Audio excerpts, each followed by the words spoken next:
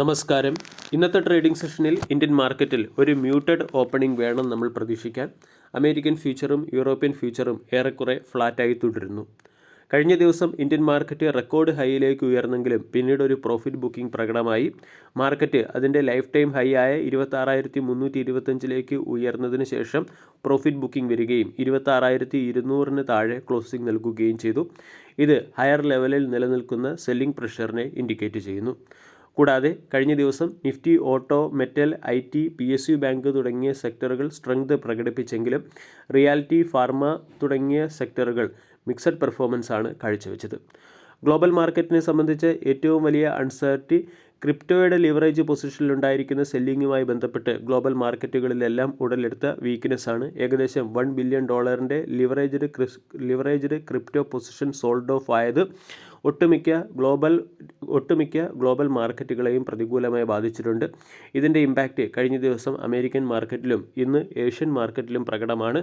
അതുകൊണ്ട് ഇൻവെസ്റ്റേഴ്സ് എല്ലാം മാർക്കറ്റുകളിൽ ഒരു കോഷ്യസ് അപ്രോച്ചാണ് വെച്ച് പുലർത്തുന്നത്. കൂടാതെ വെനിസുലയും അമേരിക്കയും തമ്മിൽ ഉടലെടുത്ത സംഘർഷവും ക്രൂഡിൻ്റെ വില വർദ്ധിപ്പിക്കുന്നതിന് പിന്നിൽ ഒരു പ്രധാന ഫാക്ടറായി മാറിയിട്ടുണ്ട്. പ്രത്യേകിച്ചും ബ്ലാക്ക് സീ വഴിയുള്ള ക്രൂഡ് എക്സ്പോർട്ടിനെ ഇത് പ്രതികൂലമായി ബാധിക്കാൻ സാധ്യതയുള്ളതുകൊണ്ട് ബ്രന്റ് ക്രൂഡിൻ്റെ വില 1.3% വർദ്ധിച്ച് $63 പെർ ബാരൽ എന്ന ലെവലിലേക്ക് ഉയർന്നിട്ടുണ്ട്. മെറ്റൽ സ്റ്റോക്കുകൾ ഇന്നത്തെ ദിവസവും പെർഫോം ചെയ്യാനുള്ള സാധ്യത വളരെ കൂടുതലാണ്. ലണ്ടൻ മെറ്റൽ എക്സ്ചേഞ്ചിലുള്ള മെറ്റൽ ഇൻഡെക്സിൽ തന്നെ 1% വർധനവ് ഉണ്ടായിട്ടുണ്ട്. കോപ്പർ പ്രൈസ് റെക്കോർഡ് ഹൈയിലേക്ക് ഉയരുകയും ചെയ്തിട്ടുണ്ട്. ഇതിൻ്റെ പശ്ചാത്തലത്തിൽ ഇന്നത്തെ ദിവസവും മെറ്റൽ സെക്ടറിലെ സ്റ്റോക്കുകളിൽ ഡീസൻറ്റ് പെർഫോമൻസ് പ്രതീക്ഷിക്കാവുന്നതാണ്. ഇനി ചില പ്രധാനപ്പെട്ട സ്റ്റോക്കുകളിൽ വന്ന ലേറ്റസ്റ്റ് അപ്ഡേറ്റിലേക്ക് കടക്കാം. ഒന്നാമത്തേത് Bajaj housing finance. Bajaj housing ഫിനാൻസിൻ്റെ 2% സ്റ്റേക്കുകൾ, അതായത് 1,740 കോടി രൂപയ്ക്ക് തുല്യമായ സ്റ്റേക്കുകൾ ഇന്ന് ഓഫ്ലോഡ് ചെയ്തേക്കും. ഇതിൻ്റെ പശ്ചാത്തലത്തിൽ ബജാജ് ഹൗസിംഗ് ഫിനാൻസ് എന്ന സ്റ്റോക്ക് മാർക്കറ്റിൻ്റെ ശ്രദ്ധ ആകർഷിച്ചേക്കും. $96 പെർ ഷെയർ എന്ന റേറ്റിലായിരിക്കും ബജാജ് ഹൗസിംഗ് ഫിനാൻസിൻ്റെ സ്റ്റേക്ക് ഓഫ്ലോഡ് ചെയ്യുക. ഭാരത് ഡൈനാമിക്സ് എന്ന കമ്പനിക്ക് ഇന്ത്യൻ ആർമിയിൽ നിന്നും 2,462 കോടി രൂപയുടെ ഓർഡർ ലഭിച്ചതുകൊണ്ട് ഭാരത് ഡൈനാമിക്സ് എന്ന സ്റ്റോക്കിനെ ഫോക്കസ് ചെയ്യാം.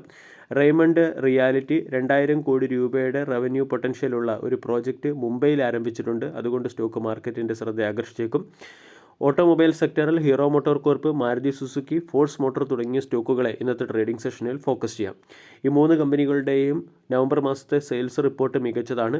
ഹീറോ മോട്ടോർ കോർപ്പിൻ്റെ സെയിൽസ് ഇയർ ഓൺ ഇയറിൽ 31.5% വർദ്ധിച്ച് 6.04 ലക്ഷം യൂണിറ്റായി മാറി. സ്കൂട്ടർ സെയിൽസ് 92.5% വർദ്ധിച്ച് 65,362 യൂണിറ്റും.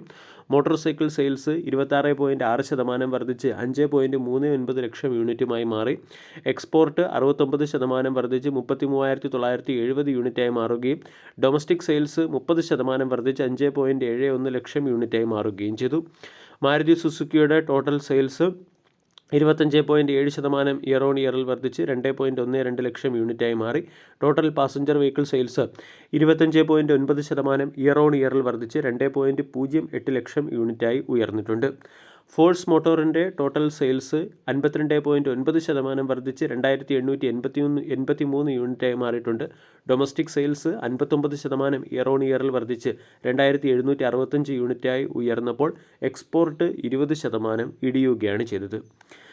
അതുപോലെ തന്നെ ബാങ്ക് ഓഫ് മഹാരാഷ്ട്ര എന്ന സ്റ്റോക്കിനെ ഇന്ന് ഫോക്കസ് ചെയ്യാം. 57 രൂപ വിലയുള്ള ബാങ്ക് ഓഫ് മഹാരാഷ്ട്രയിൽ ഗവൺമെൻറ് ഓഫർ ഫോർ സെയിൽ കൊണ്ടുവന്നിരിക്കുകയാണ്. ഗവൺമെൻറ് 5% സ്റ്റേക്കാണ് ഓഫ്ലോഡ് ചെയ്യുന്നത്. ഗവൺമെൻറ്റിന് ബാങ്ക് ഓഫ് മഹാരാഷ്ട്രയിൽ 79% സ്റ്റേക്കാണുള്ളത്. അതിനെ 74% കുറയ്ക്കുന്നതിൻ്റെ പശ്ചാത്തലത്തിലാണ് 57 രൂപ വിലയുള്ള സ്റ്റോക്കിന് 54 രൂപ പെർ ഷെയർ എന്ന റേറ്റിൽ ഡിസ്കൗണ്ട് സെല്ലിംഗ് നടത്തുന്നത്. അഫ്കോൺ ഇൻഫ്ര എന്ന കമ്പനിക്ക് 884 കോടി രൂപയുടെ engineering, procurement and construction order marine and industrial business യൂണിറ്റിൽ നിന്ന് ലഭിച്ചതുകൊണ്ട് അഫ്കോൺ ഇൻഫ്ര എന്ന സ്റ്റോക്കിനെ ശ്രദ്ധിക്കാവുന്നതാണ്. ഹിൻഡാൽകോ എന്ന company Emil mines and mineral റിസോഴ്സസിൻ്റെ 100% സ്റ്റേക്ക് അക്വയർ ചെയ്തതുകൊണ്ട് ഹിൻഡാൽകോ മാർക്കറ്റിൻ്റെ ശ്രദ്ധ ആകർഷിച്ചേക്കും. ഇലക്ട്രോണിക്സ് പ്രൊഡക്ഷൻ സെക്ടറിലെ സിർമ SGS എന്ന കമ്പനി ആന്ധ്രാപ്രദേശിൽ പ്രിൻറ്റഡ് സർക്യൂട്ട് ബോർഡ് മാനുഫാക്ചറിംഗ് പ്ലാന്റിൻ്റെ പ്രവർത്തനം ആരംഭിച്ചതുകൊണ്ട് സ്റ്റോക്കും ഇന്ന് മാർക്കറ്റിൻ്റെ ശ്രദ്ധ ആകർഷിച്ചേക്കും. അംബുജ സിമൻറ്റ് അതിൻ്റെ clinker unit capacity 4 metric ton per ആനമാക്കി ഉയർത്തിയിട്ടുണ്ട്. ഇതിൻ്റെ പശ്ചാത്തലത്തിൽ സ്റ്റോക്ക് മാർക്കറ്റിൻ്റെ ശ്രദ്ധ ആകർഷിക്കാനുള്ള സാധ്യത വളരെ കൂടുതലാണ്. NRB ബിയറിംഗ് എന്ന സ്റ്റോക്ക് അല്ലെങ്കിൽ NRB ബിയറിംഗ് എന്ന കമ്പനി ഇറ്റലി ബേസ്ഡ് യൂണിടെക് എന്ന കമ്പനിയുമായി ചേർന്ന് cylindrical roller bearing range manufacture ചെയ്യുന്നതിന് വേണ്ടി ഒരു ജോയിൻറ്റ് വെഞ്ചർ കമ്പനി ആരംഭിച്ചിട്ടുണ്ട്. കോർപ്പറേറ്റ് അനൗൺസ്മെൻറ്റിൻ്റെ പശ്ചാത്തലത്തിൽ പനോരമ സ്റ്റുഡിയോസ് എന്ന സ്റ്റോക്കിനെ ഫോക്കസ് ചെയ്യാം. പനോരമ സ്റ്റുഡിയോസിൻ്റെ 5:2 എന്ന റേഷ്യോയിലുള്ള ബോണസ് ഇഷ്യൂവിൻ്റെ റെക്കോർഡ് ഡേറ്റ് ആയിട്ട് ഡിസംബർ 5-ാം തീയതി ഫിക്സ് ചെയ്തു. ആംബർ എൻ്റർപ്രൈസസ് എന്ന കമ്പനി ഷോഗിനി ടെക്നോകാർഡ്സിൻ്റെ 80% സ്റ്റേക്കുകൾ 506 കോടി രൂപയ്ക്ക് അക്വയർ ചെയ്തിട്ടുണ്ട്. കൂടാതെ NMDCയുടെ അയൺ ഓർ പ്രൊഡക്ഷൻ റിപ്പോർട്ട് പുറത്തുവന്നു. നവംബർ മാസത്തെ iron or production 11% year on ഇയറിൽ വർദ്ധിച്ച് 5.01 മെട്രിക് ടണ്ണായി മാറി. അയൺ ഓർ സെയിൽസ് 4.3% വർദ്ധിച്ച് 14.17 മെട്രിക് ടണ്ണായി ഉയരുകയും ചെയ്തു. ഗോപാൽ സ്നാക്സ് ഗുജറാത്തിലുള്ള അതിൻ്റെ പുതിയ മാനുഫാക്ചറിംഗ് പ്ലാന്റിൻ്റെ കൊമേഴ്സ്യൽ പ്രൊഡക്ഷൻ ആരംഭിച്ചതുകൊണ്ട് ഗോപാൽ സ്നാക്സ് എന്ന സ്റ്റോക്കിനെ ഫോക്കസ് ചെയ്യാം. KEI ഇൻഡസ്ട്രീസ് അഹമ്മദാബാദിലെ ഗ്രീൻഫീൽഡ് യൂണിറ്റിൻ്റെ പ്രൊഡക്ഷൻ ട്രയൽ ആരംഭിച്ചിട്ടുണ്ട്. അതുകൊണ്ട് KEI ഇൻഡസ്ട്രീസ് എന്ന സ്റ്റോക്കിനെയും ഫോക്കസ് ചെയ്യാം. കൂടാതെ ഒമാക്സ എന്ന സ്റ്റോക്കിനെ ഫോക്കസ് ചെയ്യാം.